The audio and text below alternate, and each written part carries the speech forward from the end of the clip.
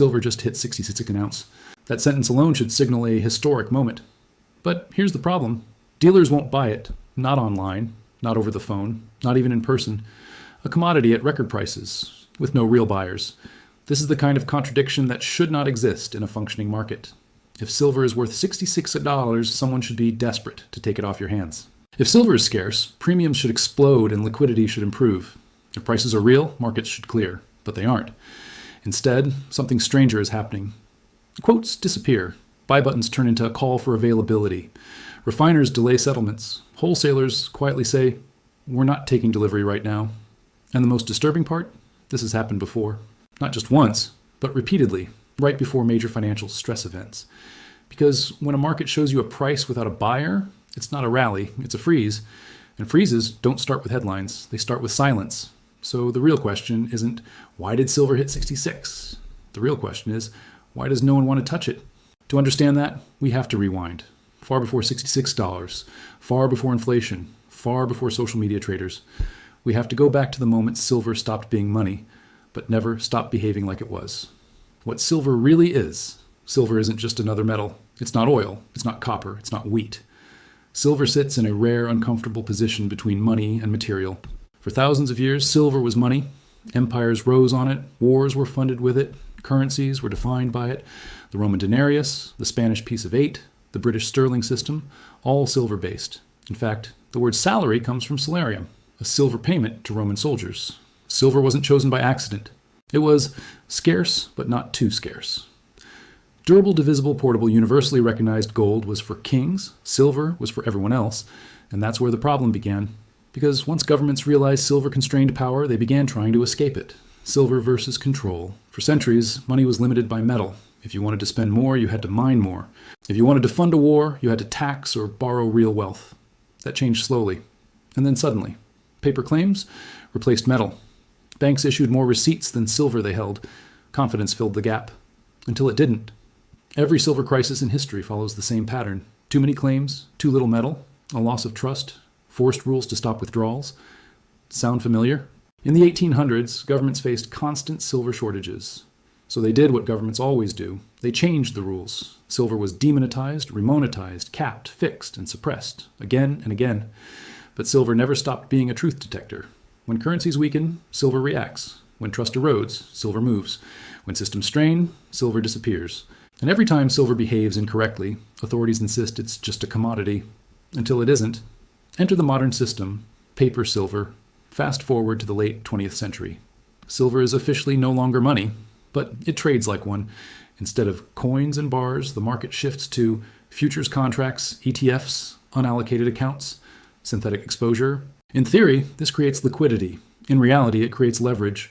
For every ounce of physical silver, there are dozens, sometimes hundreds, of paper claims. This is where the story turns dangerous, because price discovery no longer happens where silver exists. It happens where silver is promised. COMEX contracts, London clearing, derivative books. Most traders never intend to take delivery. They just roll contracts. And as long as nobody asks for the metal, the illusion holds. Until someone does. The uncomfortable truth. Here's the truth few want to say out loud. Silver prices are not set by physical demand. They're set by confidence in settlement. As long as market participants believe delivery could happen, the system functions. But once delivery becomes inconvenient, once inventories tighten, once industrial demand collides with investment demand, once trust erodes, prices behave strangely. They rise, but liquidity vanishes. That's exactly what we're seeing now. $66 silver without buyers is not bullish. It's a warning. Because real markets don't care about price, they care about risk. And when dealers refuse to buy, they're telling you something without saying it. They don't trust replacement cost. They don't trust settlement timelines. They don't trust the next price. And most importantly, they don't trust the system behind the quote. The first signs of the freeze. Freezes don't start with panic. They start with policy.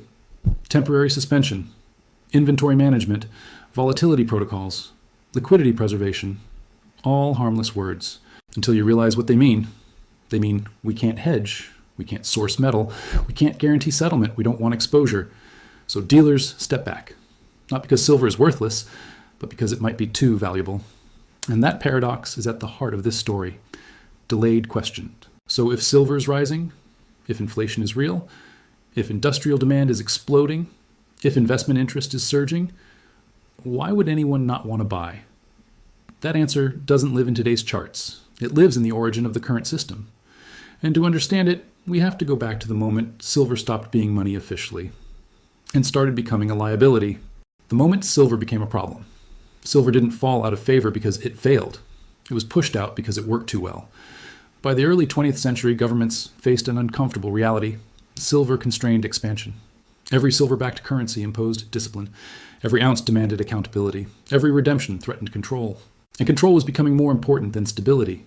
The solution wasn't to eliminate silver overnight. That would have caused panic. The solution was subtler. They turned silver from money into infrastructure. And once silver became infrastructure, it could be managed. Demonetization without alarm. The removal of silver from currency didn't happen in one dramatic announcement. It happened quietly. Coins were debased. Silver content was reduced. Paper claims replaced metal. In the United States, silver certificates once promised real redemption. That promise slowly disappeared. Not because silver ran out, but because redemption became inconvenient. Governments framed it as modernization, efficiency, progress. But the real reason was simple. Silver limited how much debt could exist, and debt was becoming the engine of growth. The Great Reframing. Once silver was no longer officially money, something interesting happened. It didn't disappear. It changed roles. Silver became an industrial input, a store of value unofficially a hedge, but not an acknowledged one. This ambiguity was useful. Gold was too obvious. Silver was more accessible. And accessibility made it dangerous, because silver could expose inflation before people noticed it in prices. So silver had to be controlled, not banned. And that's where futures markets entered the story. The birth of paper. Silver futures markets were sold as a way to stabilize prices. Producers could hedge, consumers could plan, speculators added liquidity. In theory, it was perfect. In practice, it allowed silver to be sold without being delivered. A contract could represent silver without requiring silver. This created leverage. Not 2 to 1, not 10 to 1. In some periods, 100 to 1. For every physical ounce, dozens of promises existed. But as long as promises weren't questioned, the system worked. Until demand changed. Why silver had to stay cheap. Silver is embedded everywhere. Electronics, solar panels, medical devices, military systems. Rising silver prices don't just signal inflation. They raise input costs across the economy. Governments understood this. A rising silver price would expose currency weakness, raise manufacturing costs, force higher interest rates, trigger wage demands. So silver became a release valve. If inflation pressure built, silver could absorb it quietly through paper supply. Instead of price rising due to scarcity, contracts expanded. Instead of shortages appearing, settlement promises multiplied. The illusion of abundance replaced reality. The unstated rule. There was an unwritten agreement in the market. Silver could rise, but not too fast, not too visibly, not in a way that challenged confidence. And when it tried, intervention followed. Not necessarily illegal, not necessarily obvious, but effective. Price spikes were met with sudden supply, margins increased, liquidity evaporated. The message was clear. Silver was allowed to move within limits. The cost of suppression. Suppressing silver didn't eliminate demand. It delayed it. Industrial usage expanded. Investment interest smoldered. Physical inventories quietly thinned. Mining didn't keep pace. Recycling hit limits. Above-ground stockpiles shrank. But paper supply kept growing. That imbalance was invisible, until it wasn't, because paper markets don't consume silver. Factories do. And factories don't accept contracts. They accept metal. The first cracks. Every suppressed market eventually sends signals. In silver, those signals were subtle. Backwardation, rising lease rates, delivery delays, premiums, separating from spot prices. Small at first, easy to dismiss, until they weren't. The gap between price and availability began widening, and that gap is where freezes are born. The rise without joy. When silver began rising more aggressively, something strange happened. Investors celebrated, headlines cheered, charts looked bullish, but dealers grew cautious. Because rising prices didn't come with rising supply, they came with rising risk. Replacement cost became uncertain, hedging became unreliable, delivery became questionable. A rising price stopped feeling like profit and started feeling like exposure. Delayed answer. Tease. This is the moment where most analyses stop. They call it volatility. They call it speculation. They call it a bubble. But none of those explain why buyers disappear. To understand that, we have to reach the breaking point. The moment where leverage meets reality. The moment where silver stops being a trade and becomes a threat. The day price stops, meaning what you think. There's a moment in every financial system when numbers lose their power. Prices still print, charts still move, news still reports, but behind the scenes, the meaning has changed. Silver at $66 is one of those moments, not because $66 is high, but because $66 arrived without relief. Normally, higher prices solve shortages, they attract supply, they restore balance, but silver didn't loosen, it tightened, which tells us something fundamental broke before the price spike. What delivery really means. Most people don't understand delivery. They think it's optional, symbolic, rare, but delivery is the foundation of trust. Every futures contract is a promise. If you demand the metal, we can provide it. As long as that promise holds, leverage doesn't matter. But once delivery becomes inconvenient, once inventories dip below comfort, once too many contracts stand for delivery, the system faces a choice. Find metal. Change the rules. History shows which option usually wins. The invisible inventory problem. Official silver inventory numbers look reassuring. Registered, eligible, available, but those categories hide reality. Eligible silver isn't for sale. It's owned. It's spoken for. Registered silver can vanish overnight, and much of what's listed has already been leased, swapped, or pledged. The market counts silver multiple times. That works until it doesn't. When enough participants ask the same question at the same time, can I actually have it? When everyone asks at once, silver doesn't need everyone to demand delivery. It only needs a small fraction. Even a few percent of paper holders insisting on metal overwhelms supply. That's the leverage trap. 100 claims, 1 ounce. As long as 99 don't ask, nothing breaks. When the 100th asks, everything breaks. So the system discourages asking. The mechanics of a freezes don't look like crashes. They look like caution. Higher margin requirements. Slower settlement, temporary restrictions. Liquidity reviews. Each step buys time, but time doesn't create metal. It just delays recognition. And while delays calm charts, they terrify insiders. Because insiders know something outsiders don't. They know replacement risk. Why dealers? Step back. Dealers don't fear falling prices. They fear not being able to replace inventory. If you buy silver at $66 and can't source it again, you're short metal, not money. That's fatal. So dealers stop buying. Not because silver is bad, but because it's too good. Too scarce, too uncertain, too dangerous to touch. Liquidity vanishes. The quiet signals. Before public panic, markets whisper. Spreads widen. Quotes shorten minimum sizes, increase. Phone calls replace clicks. These are not glitches. They are defenses. Because once panic becomes visible, it's already too late. Why price keeps rising anyway. Here's the paradox. Price rises because liquidity falls. As sellers disappear, offers lift. As hedging fails, premiums expand. As trust erodes, risk is priced in. But that price isn't a clearing price, it's a placeholder, a number printed to keep the system appearing functional until it can't. The moment the system admits it, eventually someone says it quietly, we can settle in cash. That sentence marks the end of a market's integrity. Cash settlement means the metal isn't available, the promise is broken, confidence must be managed, and once cash replaces metal, silver stops being a commodity. It becomes a mirror. The breaking point revealed. The breaking point isn't when silver hits $66. It's when $66 doesn't bring sellers. That's when markets freeze. Because prices exist to facilitate exchange. When exchange stops, prices lie. What happens after liquidity disappears?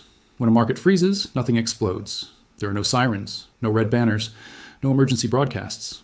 Instead, the system slows. And slowing is more dangerous than crashing. Because crashes force decisions, freezes postpone them. Silver's freeze doesn't announce itself with collapse, it announces itself with silence. No bids, no quotes, no guarantees. And once silence enters a market, it doesn't stay contained. The dealer bottleneck. Dealers sit at the front line. They connect paper markets to physical reality. When they step back, the entire chain reacts. Wholesalers tighten terms. Refiners delay intake. Mints reduce output. None of this is public, it's administrative. But administrative changes reshape markets faster than headlines. Because every delay compounds the next. How freezes move upstream. Industrial users don't care about spot price. They care about delivery certainty. When silver availability becomes questionable, contracts are renegotiated, production schedules adjust, stockpiles are hoarded. This creates a feedback loop. Hoarding reduces availability. Reduced availability raises fear. Fear accelerates hoarding. The freeze moves upstream. The banking exposure. Banks don't hold silver. They hold promises, swaps, leases, hedges. When physical markets tighten, these instruments become fragile. A hedge assumes delivery. A lease assumes return. A swap assumes liquidity.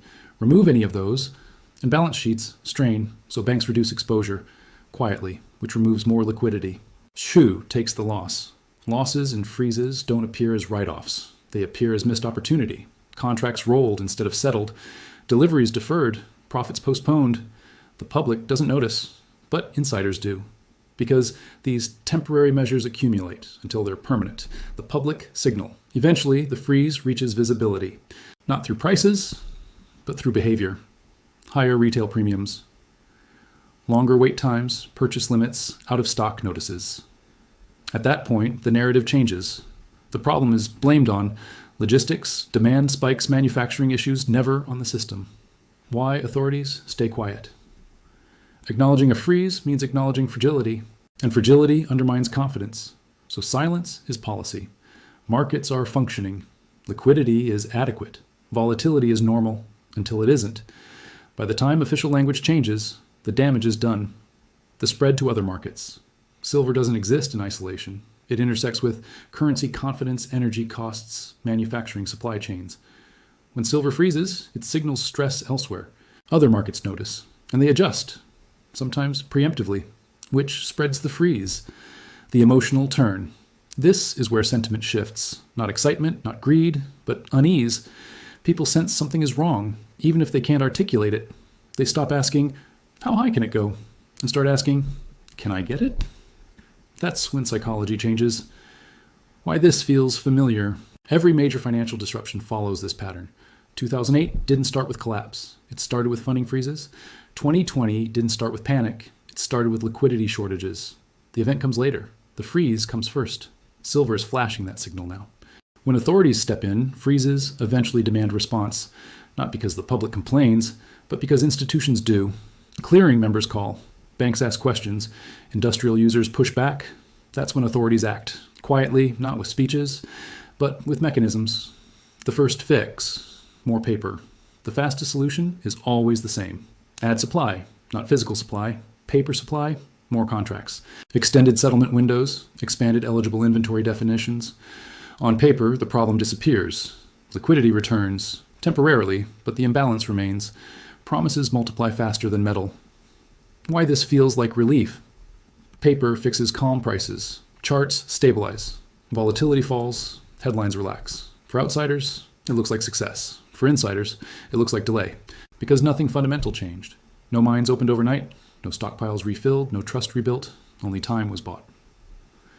The second fix. Cash settlement. When delivery pressure persists, the next tool appears. Cash. Settle in dollars. Offer premiums. Avoid metal. This reframes the problem. The market stops being about silver and becomes about compensation. But compensation isn't fulfillment, and participants know it. The confidence. Cost. Every cash settlement damages credibility. It tells the market metal wasn't available. Promises where conditional rules can change.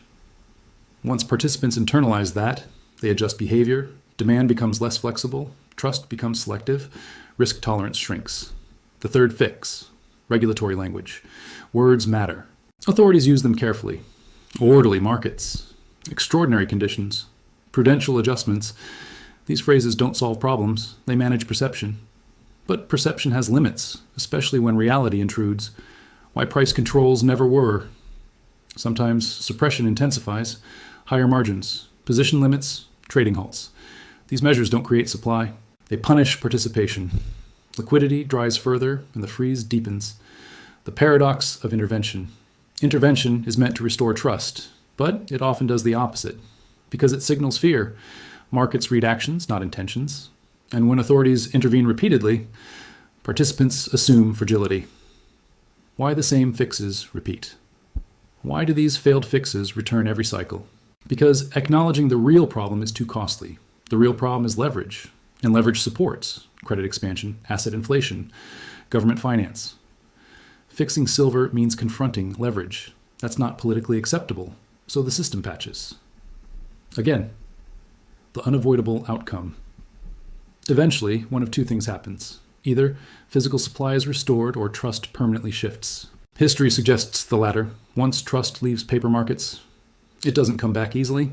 The most dangerous moment in a financial system is not collapse. It's normalization. Collapse creates urgency. Normalization creates complacency.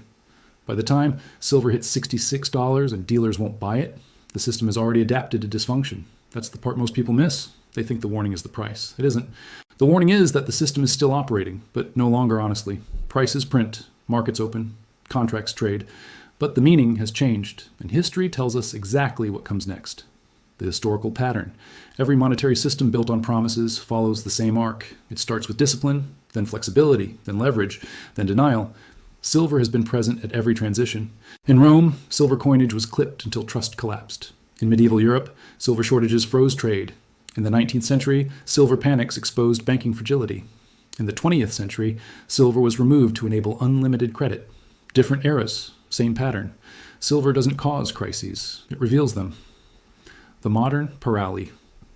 Today's system looks sophisticated. Digital settlement, instant trading, complex derivatives, but underneath it's simpler than ever. Too many claims, too little backing, too much confidence. Silver sits at the intersection of industrial necessity, monetary distrust, physical limitation that makes it uniquely dangerous to suppress, because unlike fiat money, silver cannot be printed. The shocking data. Nobody discusses. Here's what doesn't make headlines. Industrial silver demand continues to rise. Solar, electronics, defense, medicine, all growing. Mining supply does not. Above-ground inventories are thin. Recycling has limits. Grades are declining. At the same time, paper silver exposure keeps expanding. This isn't a forecast. It's arithmetic. And arithmetic doesn't negotiate. Why this time feels different. In previous cycles, silver demand was mostly financial. This time, it's structural. You can delay investors, you can settle traders in cash, you can change rules, but you can't run a power grid on promises. You can't build solar infrastructure with ETFs. You can't manufacture electronics with derivatives. Eventually, physical reality asserts itself, and when it does, markets don't adjust smoothly. They gap. The psychological shift. The most important change isn't happening in charts. It's happening in behavior. People aren't asking, is silver going higher? They're asking, will it be available? That question signals a regime change. It marks the transition from speculation to preservation, from profit to protection, from trust to verification. 3 clear takeaways. Let's be precise. Takeaway. Number 1, price is no longer the signal. Availability is. When markets stop clearing, prices lie. When dealers step back, they're telling the truth. Takeaway. Number 2, paper stability masks. Physical stress. Every fix so far has increased leverage. Leverage doesn't resolve shortages. It concentrates risk. Takeaway number 3. Silver is a canary, not the collapse. Silver moves first because it's small, constrained, and essential.